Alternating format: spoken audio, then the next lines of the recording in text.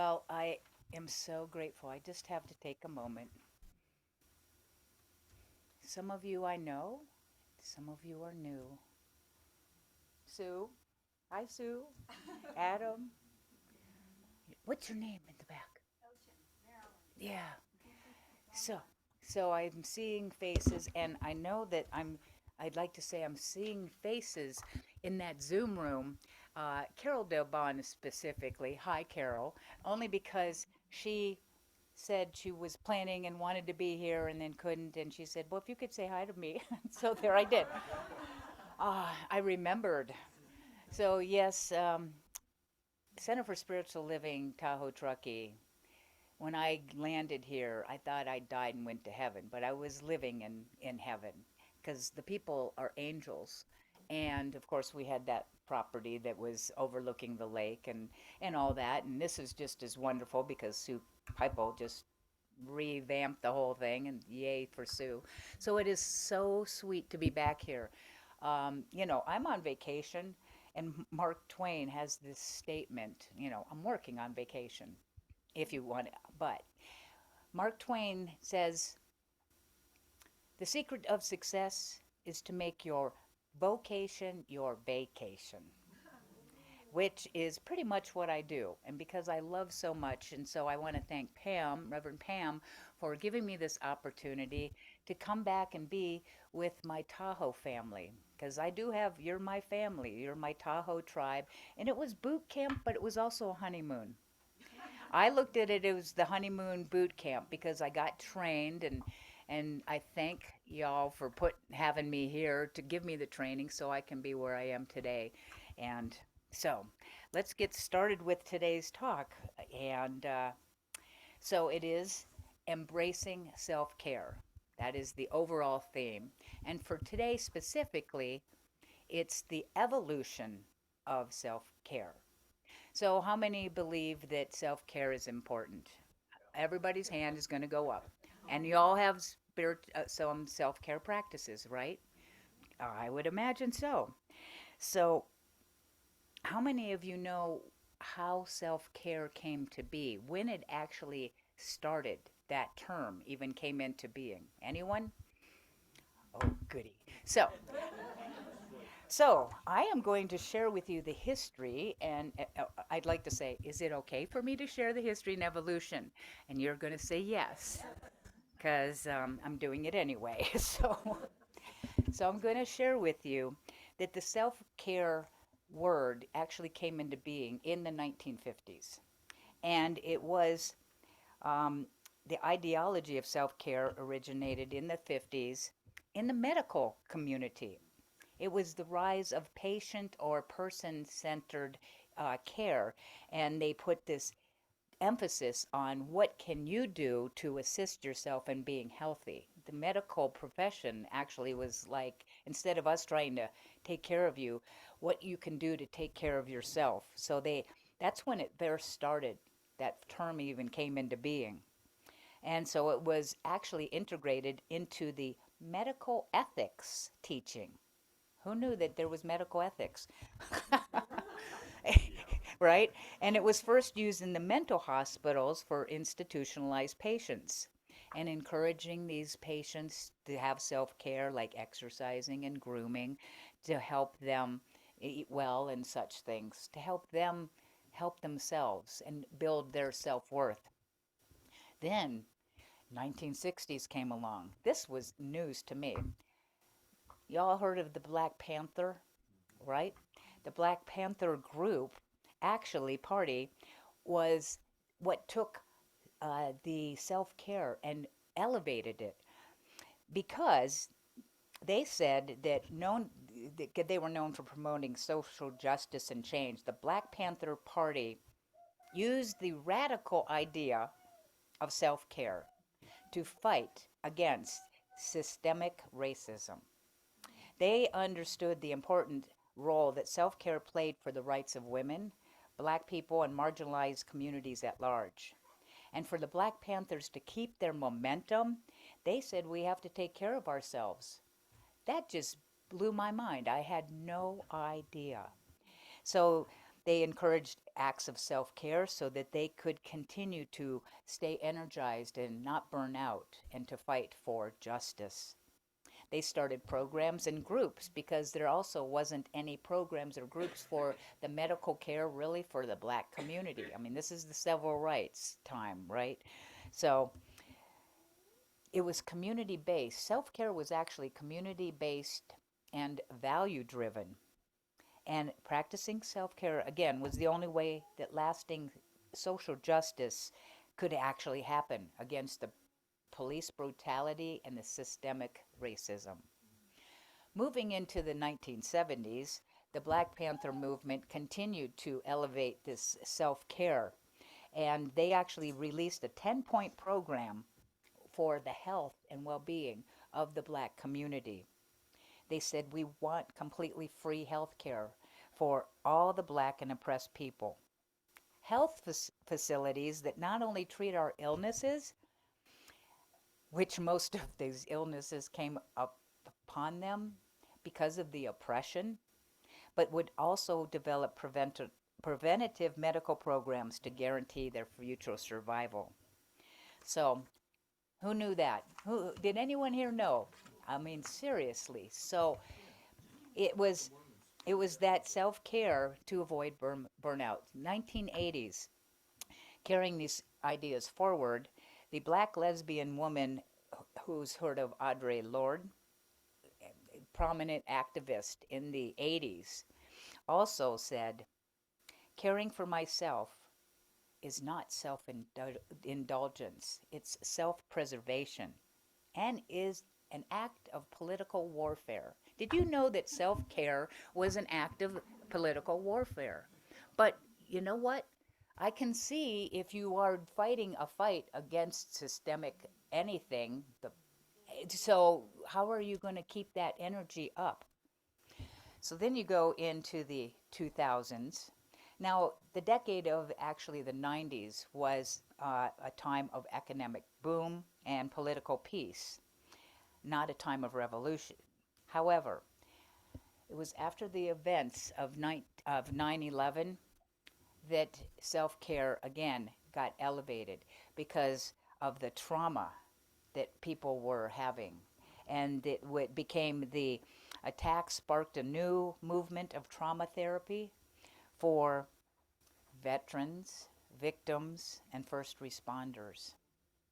So self care rose to a new prominence.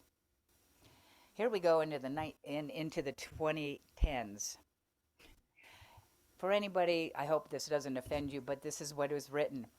With the election of President Trump in 2016, or yeah, 2006, yeah, 2016, the term self-care exploded. For 6 days, November 13th through November 19th, the post-election, the term self-care saw a spike in search interest in Google Trends. Mm, mm-hmm. A self-care guide of television. The articles were being published, and the names of two of them were, one was a self-care guide of TV to watch, to forget about Donald Trump's rise. The other one was the rise of Donald Trump demand we embrace a harder kind of self-care. It became a nationally recognized necessity somewhat overnight. So, it it was basically the recession of 2008, 9/11, President Trump coming in, that this elevated, and self-care has now become pretty much a popular word. Everybody knows self-care, it's viral. And so did you learn something? Okay. I thought you might. So I was like, who knew all that was going on? So we now have the evolution of self care, but what about the evolution of our personal self care? So basically, self care is when you live life to the fullest, and self care is a necessity to live life to the fullest. And we must embrace and practice self care every single day. It's our commitment to self care isn't only for ourselves, but it affects everybody that is with us, that is around us, that we are connected to. And Parker Palmer has this quote from the book Let Your Life Speak. And he says, it might be up there. It's coming. It's coming, the latest attraction. Self care is never a selfish act, it is good stewardship. Anytime we give ourselves the care we require, we do it not only for ourselves, but for the many others' lives that we touch. And the Black Panthers, this wasn't about just doing it for yourself. It was because we're doing it for the world. Anyone ever experienced burnout? Especially in working in churches, perhaps at times that could happen. People who I know, people who are doing everything all the time, and that's not really healthy, to be honest. To take that time for self care and to make sure that you're taking care of your needs. Anyone ever feel that you have others that do? Any caregivers in here that you had to give care to others? And did you ever feel guilty, like that you wanted to put your needs first, or you continued to put other people's needs before your own? Anyone ever experienced that? Anyone ever be told that they were selfish because, you need to take care of me or whomever it is, and putting kids first, perhaps aging parents first, loved ones? I mean, we have others that we do care for. This community is all about love. You're going to be caring for others, but do you care for yourself? And I often find that it's a challenge for some people to give that to themselves.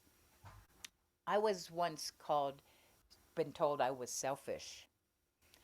And my reply to that was, well, you might see me as selfish.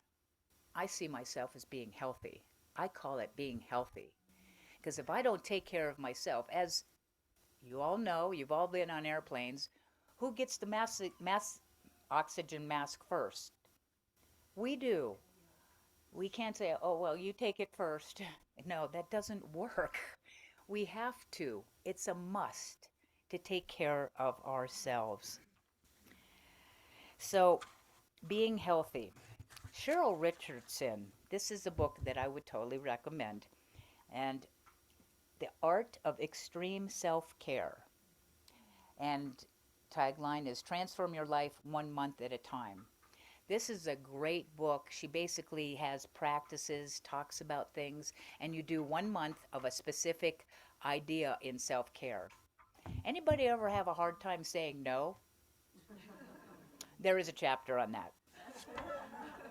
She talks about guilty. Let's see, some of the things that she says. I love this. Oh, did you ever not want to disappoint people? Right? So one of them is actually the idea is disappoint people and say no. Uh, when she calls, you're so sensitive, mirror, mirror on the wall, let me disappoint you, right?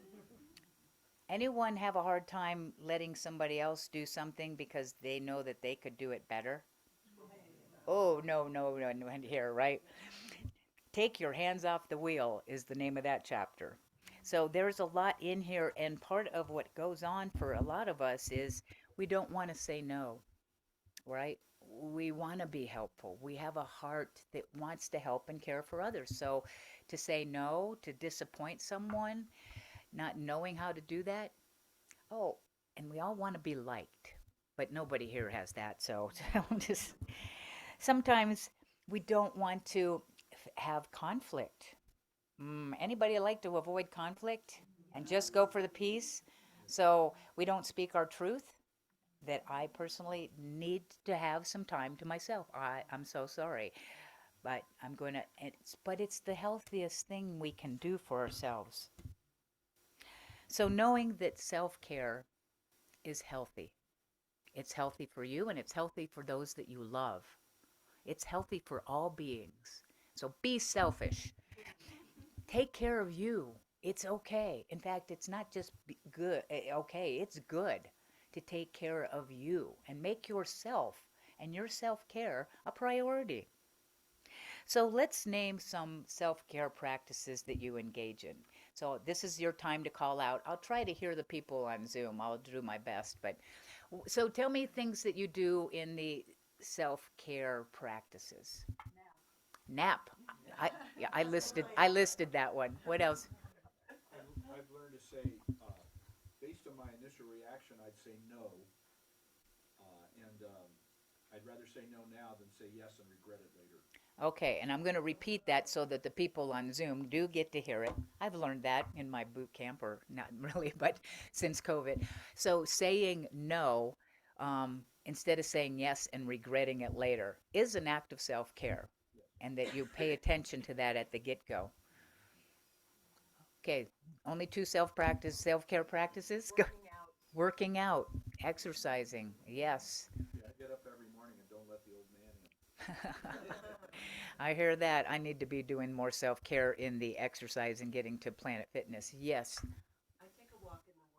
Take a walk in the woods. Nature is often at place, and we have to take the time. I can live in a beautiful place, but oh, I take the time, make the time. Say later, I'm going to take this for me, half hour or an hour. Yes, read for pleasure. What a concept. My inner child would like me to do more of that because everything we have is not that. I need more of that. Thanks. Yes, others. Going out for a nice food thing. Yes. Right for pleasure. Yeah. Start your day with 365 days of richer living. Read Richer Living, the 365 days. Again, reading the Daily Word or something. Yeah, that book of Ernest Holmes and getting enough sleep. Okay, so we have, yes, do nothing. I don't even know what that is. So you, yes.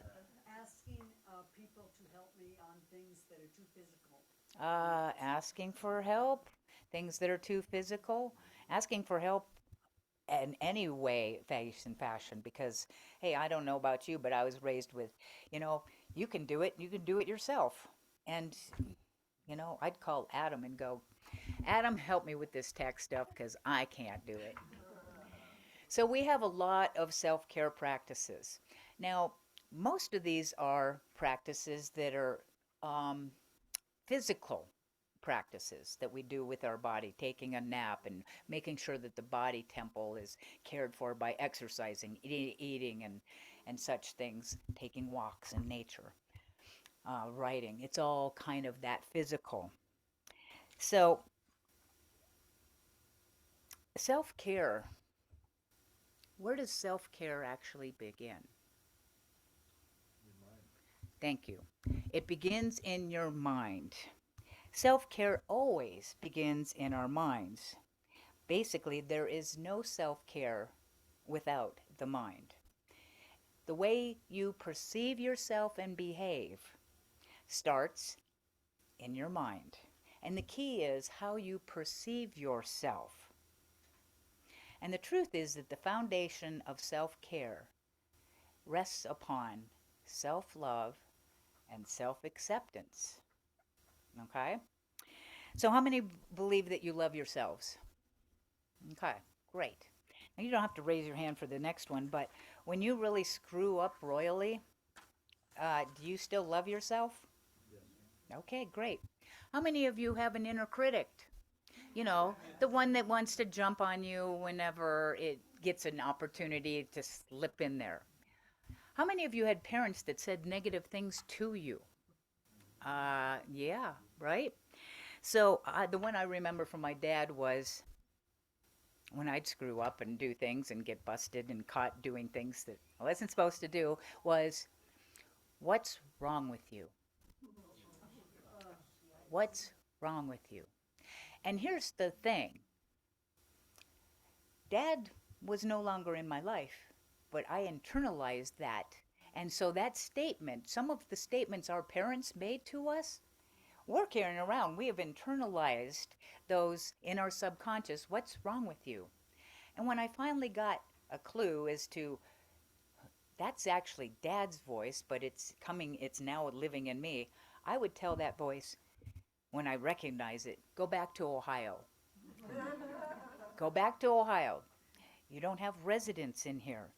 So here's the thing, the point is that we can say and think that we love ourselves unconditionally. However, there's the subconscious part of us that might just not buy into it 100%. You know, there's those parts of us that are buried, um, like that iceberg underneath the surface, that the little kid still has that thought. eh, I'm not good enough. I didn't do good. I can't have that or do that or be that for whatever reason that we have thought about. So there's another quote. The quote, she goes, yeah, I know the next quote. The next quote is by Melody Beatty. And she says, we can cherish ourselves in our lives. We can nurture ourselves and love ourselves. We can accept our wonderful selves with all our faults. How do you say that? Foibles. I'm like trying to say that yesterday. Foibles. Strong points, feelings, thoughts, and everything else. It's the best thing we've got going for us. It's who we are and who we were meant to be. And it's not a mistake. We are the greatest thing that will ever happen to us. We are the greatest thing. And so to love ourselves, the dark side, again, one of my favorite books, if back in time when I was here, the dark side of the light chasers, about all the things you don't, your shadow self, the part of you that's mean, nasty. You have it, you can say no, no, no, and Debbie Ford would say, "What you don't know owns you." So I've learned to embrace my shadow. Um, and in her book, she basically says things like, "Every part of you has a gift to give." Okay, so that's one of the highly recommended books. One of the things, I used to work in a group home for abused and neglected kids down in Orange County, and working the night shift, 10 at night to 7, 8 in the morning. And they had a lot of things in their refrigerator and freezer. And Liz loves ice cream. And they wouldn't miss it if I ate it. And I would sometimes get that gallon of ice cream out and eat half of it. Okay? Because it's sugar, and in the middle of the night, that'll get me going, and it tastes so good. So I'm eating my. And afterwards, I could totally beat myself up, right? Instead, this is what Liz would do. I love you anyway. I want you all to do that. I love you anyway. So when you mess up, because it's to love yourself, not necessarily the behavior. So, and if we really, really, really loved ourselves, maybe we wouldn't engage in some of these behaviors. Um, eating a half a gallon of ice cream one time isn't the worst thing. And here's the thing, my judgment will kill me faster than the eating of that ice cream. Let's say, it's the judgment that kills us, that takes us down more than the action. Now, if I'm really loving myself, um, and eating ice cream that much all the time, that's pretty not much, that's not loving, okay? I mean, I might think, oh, yeah, that's self care. I'm giving myself something that I enjoy. No, it's self abuse, and it's not really loving. There's another quote by Matthew Fox. And Matthew says that one must let go of internalized oppression and dare to see oneself again as an image of God, as an original blessing, as a co creator with divinity. Self love is a rare and radical kind of love because it requires a trust of our right to be here and of the universe's love of us. Self care is a rare and radical love because it requires a trust of our right to be here and to trust that the universe loves us. Now, if you ever call my cell phone, you will hear the phrase, the universe is absolutely crazy about you. I got that from Reverend Helen Street Durbin, and she lived with the assumption that the universe was absolutely crazy about her. And I said, well, I'd like to have that assumption too. And so I have that assumption. The universe is absolutely crazy about me. And when I have that assumption, I see evidence. Now, of course, you can do the opposite. The universe is out to get you. You'll see evidence because it all starts right here.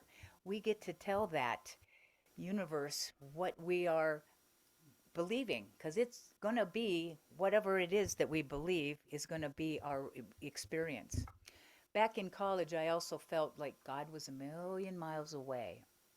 And God loved me. So what? I didn't love me. And when I got that awareness that God loves me, but I don't love me, so my opinion of myself, my feeling about myself is more important than God's because I'm going by that. And it became my mission at that time that my mission in life is to learn to love Liz unconditionally, no matter what. I want to love myself like God loves me. I'd love you to love yourself that much because our self care depends on it.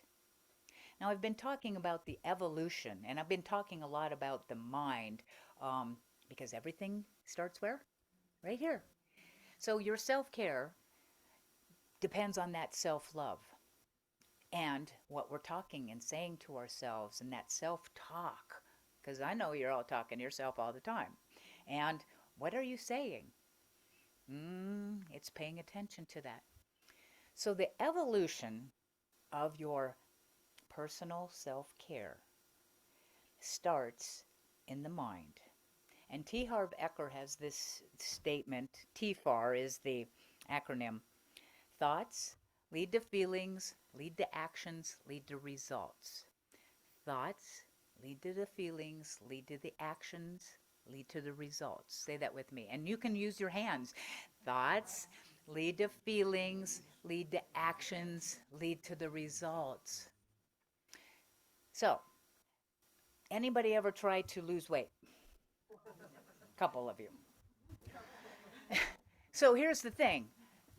We we know I'm going to take this action. I know what to eat and what not to eat, and I'm going to do whatever it is, and I'm going to release the weight. I never lose weight because then I might find it again. But releasing the weight. So releasing the weight, then you accomplish it. But does it ever creep back on and get so that you've lost it, but now you found it? I read. My weight and it's still there. I read the book. The Excuse Me, Your Life is Waiting, The Astonishing Power of Feelings. And in that book, because why does the weight come back on? Is because you're just doing the actions. You're not doing the thought and the feeling. So when I read that book, I closed my eyes and the idea was if I didn't think about food or weight ever again, how would I feel? And I saw this image of a little girl running through the branches of a willow tree.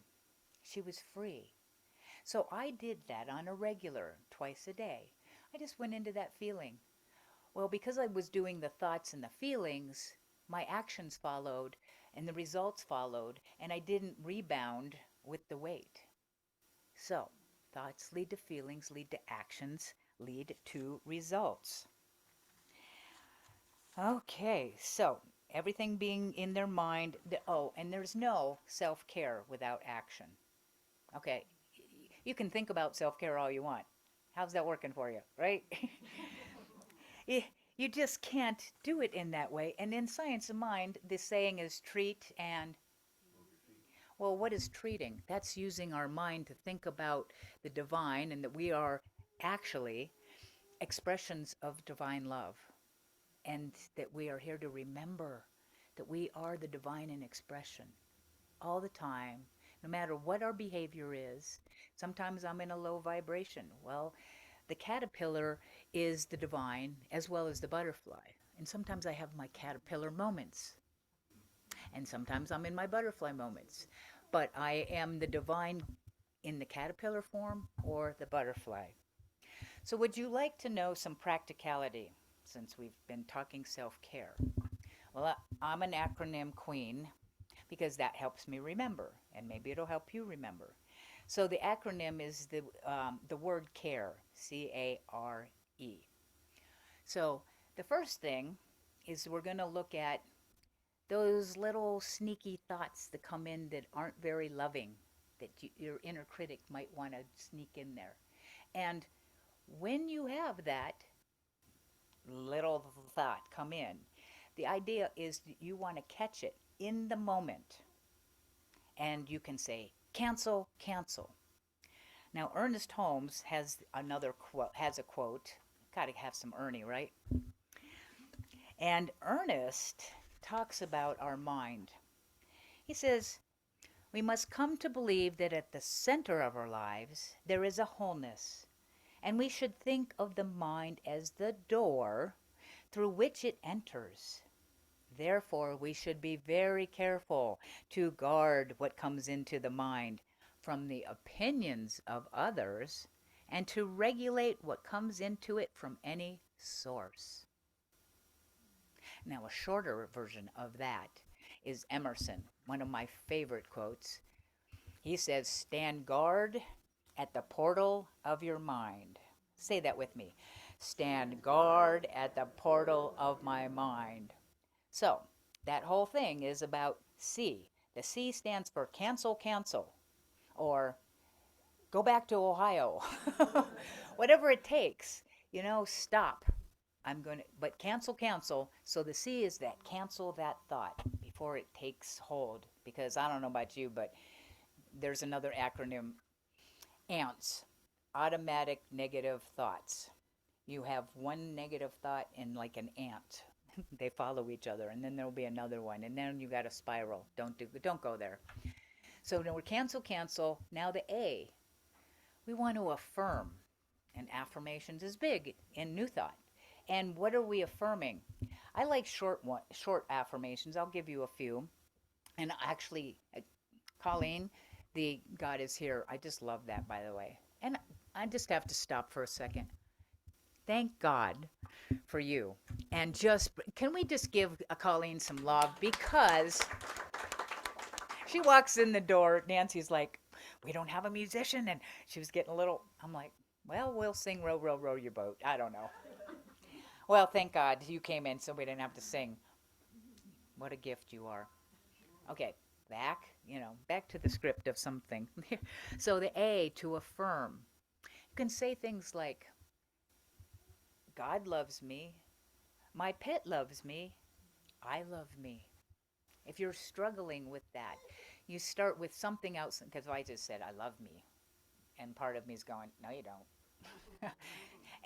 But you start with something else that you can graduate in. So, God loves me. My pet loves me. Brenda loves me. I love me. Another one I like is the I am loved. I am lovable. I am loved. I am lovable. I am loving. I am love. I am loved. I am lovable. I am loving. I am love. So just repeating that is another way to bring ourselves into the self-lovingness. And I thought I had one more. Let's see. Oh, I have to tell you this one. Louise Hay. You might know of Louise Hay, most of us do. Greatest and one of the greatest metaphysicians of our time. She has this in her book, You Can Heal Your Life. I approve of myself. And she says, say it for 100 times. So let's just say it 3 times. I approve of myself. I approve of myself. I approve of myself. Now, I did this, I approve of myself the first time I ever saw it. I did it all day long. And then I would emphasize different words. I approve of myself. I approve of myself. I approve of myself. I was just playing with it. I had the best day ever. I don't know why I don't do that more. I approve of myself. Okay, so now we got the A. We're affirming that because we want to build that self-love. R. The R stands for the repeat reflection. looking into the mirror. How many times do you look in the mirror and say, I love you, Liz? I know. And you can say, I love you, Liz. Anytime you look in the mirror, you can go, I love you, Liz. You might put your name in, but I love you, Liz works for me. So there's a chapter in here, Mirror Mirrors, chapter 2, and Cheryl Richardson and Louise Hay were on Oprah. And basically, the whole thing that Louise said, do the mirror work. Every time you look in the mirror. So Cheryl does this, and she talks in the book about how she'd look in the mirror and she just sees the wrinkles or the gray hair or the zit or whatever is going on and doesn't really want to, and it's uncomfortable at the beginning. So the challenge is for you, every time you see a mirror, even if you put down your visor and you're looking at your lipstick or something, you're like, oh, I love you, Liz. Oh, or you may use your name if you want. So to do that for the next 30 days, because she said it changed things. It's a simple thing. But what kind of effect does it have? Do it as an experiment. What happens if I say, I love you, Liz, or your name, um, every day, every time I look in the mirror? I'm going to challenge you to do that and find out what changes. Maybe make notes. And last, so that's to repeat. I'm using the R as repeat in the reflection. So that's to remind you of the R. And E, what does E stand for? I don't know. What? To embrace self-care. And to embrace self-care means to make a commitment. Okay? Commit to two things, doing your inner work and also what can you do differently in your self-care, like exercising. My commitment is I'm actually going to Planet Fitness, not just have a gym pass and not going, right? So doing something, and I suggest having an accountability partner. Because I don't know about you, but I can just let things slide. But if I have to call Rick every Monday and say, I didn't do it. We used to have something where you had to tear up a $1 bill or $2. Talk about, it's $2. If I don't make my commitment and I talk to Brenda, guess what? I have to rip up $2. It is so painful to rip up money. It's sacrilegious, I think. So it will actually, you will actually do it, even if it's at the last minute, because you don't want to rip up that $2.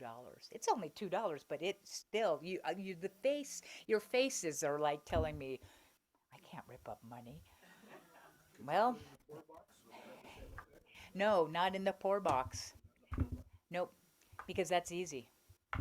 Ripping it up, it's not going anywhere. You're just because you didn't make your commitment. It's a bigger thing to rip it up. It's going to be more motivating. Okay, so self-care, evolution. Are you ready to have more self-care in your life? Who said yes? Anybody? Let's try that again. Yes.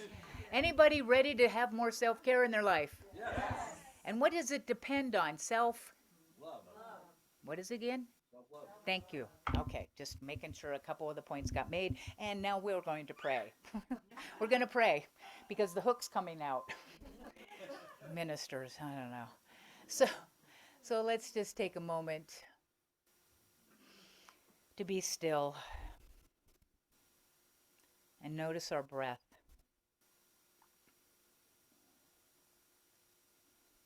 Just noticing the gentle rhythm, recognizing that we're not making ourselves breathe, that we actually are being breathed by the life force and source itself. Spirit, God, the divine, love consciousness.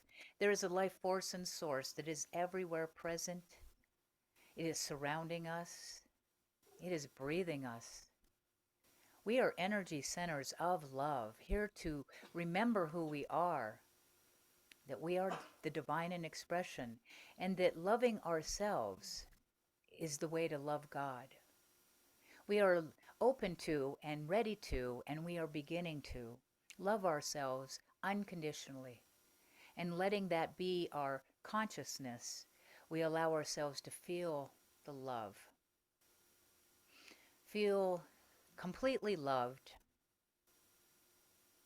and see ourselves easily taking actions that really show how much we love ourselves.